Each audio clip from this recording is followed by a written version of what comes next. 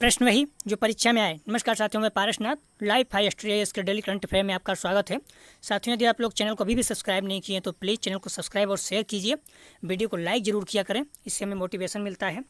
पहला प्रश्न है, संयुक्त राष्ट्र की विज्ञान रिपोर्ट पृथ्वी पर जलवायु परिवर्तन से होने वाले विनाश को रोकने के उद्देश्य से COP26 सम्मेलन को ध्यान में रखकर तैयार की जा रही है। COP26 शिखर सम्मेलन का आयोजन किस शहर में किया जाएगा? A Tokyo, B Beijing, C Paris, D Glasgow. साथ में इसका सही जवाब है डी ग्लासगो। इस तरह के प्रश्न पीछे से पूछे जा चुके हैं। अगला प्रश्न है, कौन सा भारतीय ओलंपिक में टेनिस एकल मैच जीतने वाला तीसरा भारतीय बना? ए सुमित नागल, बी यूकी भांवरी, सी रोहन बोपन्ना, डी सोमदेव बर्मन। साथ में इसका सही जवाब है ए सुमित नागल। सुमित नागल ओलंपिक संस्करण में पुरुष एकल वर्ग का मैच जीतने वाले तीसरे भारतीय बने और उन्होंने टोक्यो खेलों में पहले मैच में डेनिस इस्तोनिया को हराया, जिसके कारण चर्चा में है।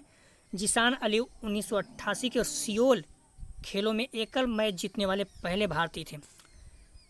अगला प्रश्न है, हाल ही में भारतीय रेसलर खिलाड़ी प्रिया मलिक ने किस चैंपियनशिप या गेम्स में गोल्ड मेडल जीता है? महत्वपूर्ण है, गोल्ड मेडल जीता है।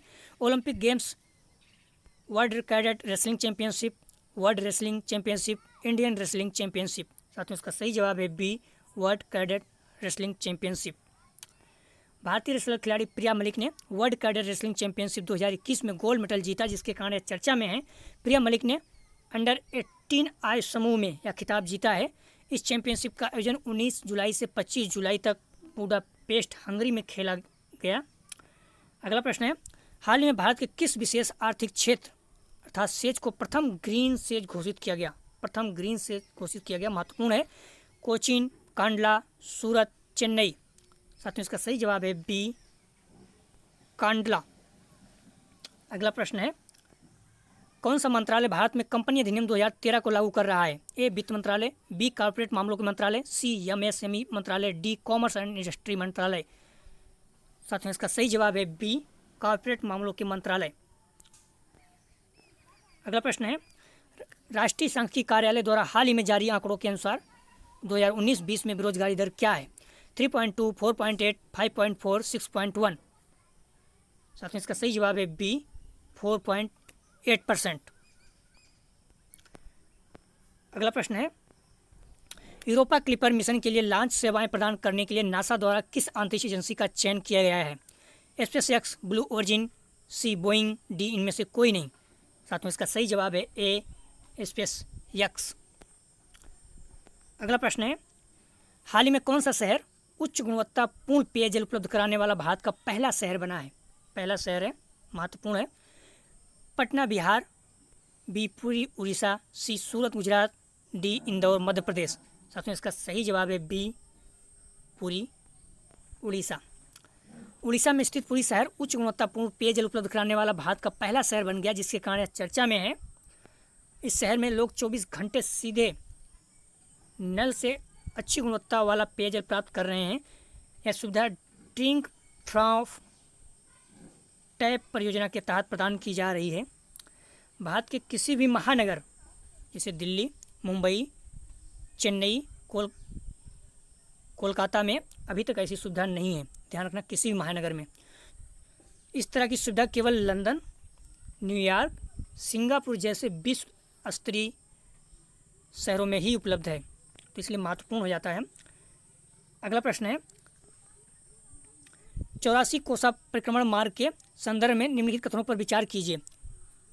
केंद्र सरकार ने वृंदावन के चारों ओर 84 कोसा परिक्रमा मार्ग को राष्ट्रीय राजमार्ग घोषित करने का फैसला किया है।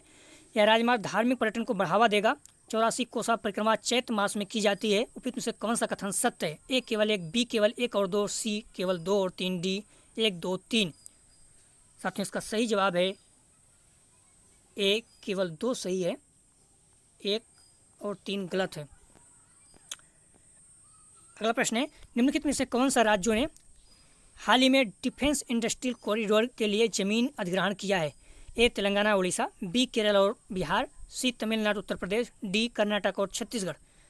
साथ में इसका सही जवाब है सी तमिलनाडु और उत्तर प्रदेश।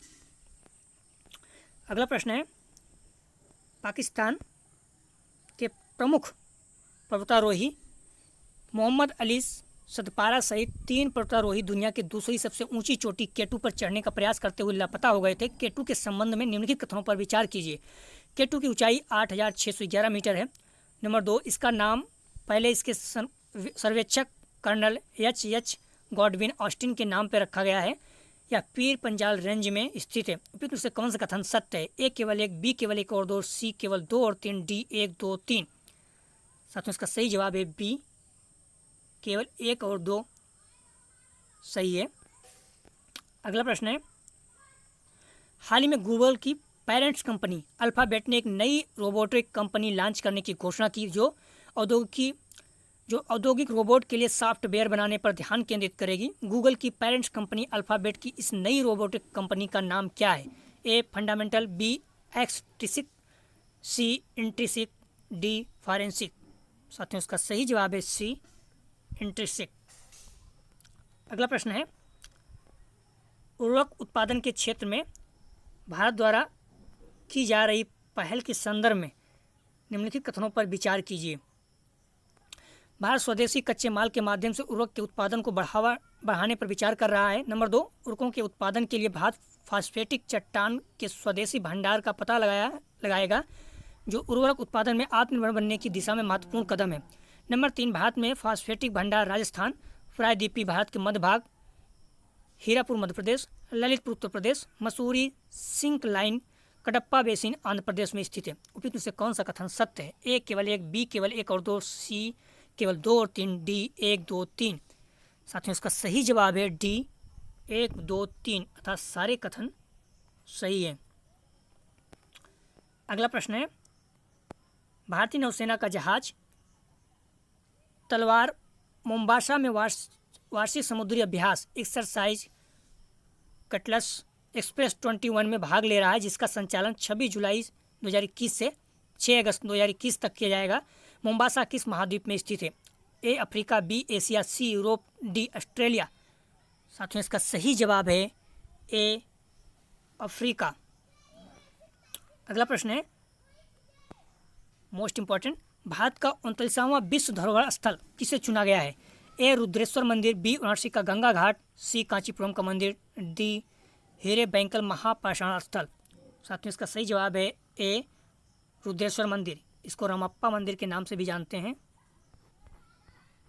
तो आप लोग भी ध्यान रखना, ऐसा ही दे सकता है रामप्पा मंदिर।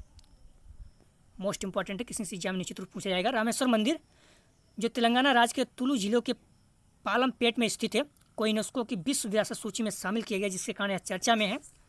25 जुलाई 2021 को यूनेस्को की विश्व धरोहर समिति के 44वें सत्र में यह निर्णय लिया गया। रुद्रेश्वर मंदिर, इसे रामप्पा मंदिर भी कहा जाता है, को भारत के द्वारा धरोहर स्थल टैग 2019 के लिए प्रस्तावित किया गया था। कोविड-19 महामारी के कारण यूनेस्को की वर्ष 2020 की विश्व धरोहर समिति की बैठक आयोजित नहीं की जा सकी, इसलिए ऑनलाइन बैठकों के माध्यम से 2020 और 2021 दोनों के नामांकन पर चर्चा की गई। विश्व धरोहर समिति के 21 सदस्य हैं, ध्यान रखना, विश्व धरोहर समिति में 21 सदस्य हैं। चीन इस समिति का वर्तमान अध्यक्ष है, ये पॉइंट भी ध्यान रखना, पूछ सकता है। यह मंदिर तेलंगाना राज्य में वारंगल के पास मुलुगु जिले के पालमपेट में स्थित है।